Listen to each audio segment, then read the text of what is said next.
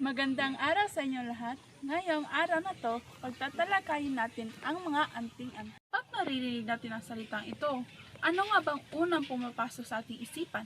Isa ba itong kwintas, medalya, bato, o isang mahiwagang bagay na nagbibigay proteksyon sa atin o kapangyarihan? Marami sa ating mga ninuno ang naniniwala na ang anting-anting ay nagsisilbing panangga sa panganib, nagbibigay lakas at simbolo rin ito ng pag-asa. Noong panahon na wala pang panibagong teknolohiya, ang naging malaking sandigan nila ay ang pananampalataya. Ngunit ngayon na nagbago ng panahon, may dapat tayong tanong na pag-isipan. Ano nga ba ang kahulugan ng anting-anting?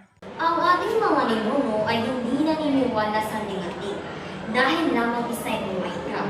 Kundi, naniniwala sila rito dahil naghahanap sila ng pag-asa, proteksyon, at lakas ng loob. Ngunit ngayon, gitna ng digmaan, sakuna at kahirapan, ang anting-anting ang nagpapaalala sa kanila na hindi sila nag-iisa. Ngunit ngayon, kung may anting-anting ka, ngunit wala ka respeto sa kapwa, ligtas ka ba?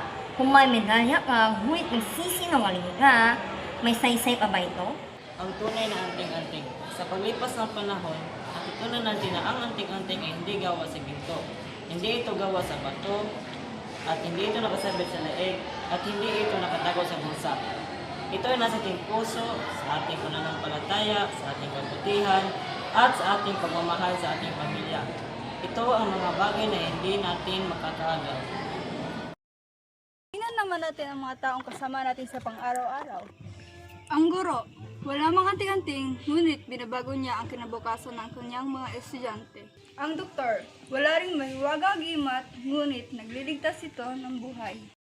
Ang magsasaka, walang medalya ng kapangyarihan, ngunit siya ang dahilan kung bakit may pagkain tayo. Ating mga magulang, pagod, puyat, at nagsasakripisyo araw-araw. Hindi ba sila ang tunay na matapang?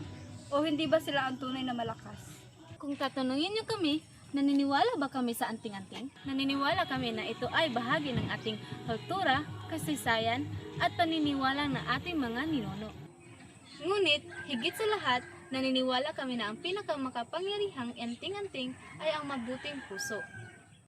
Kaya sa bawat araw na tayo ay babangon, isuot natin ang kabutihan, dalhin natin ang katapatan, yakapin natin ang paggalang, at panghawakan natin ang pananampalataya.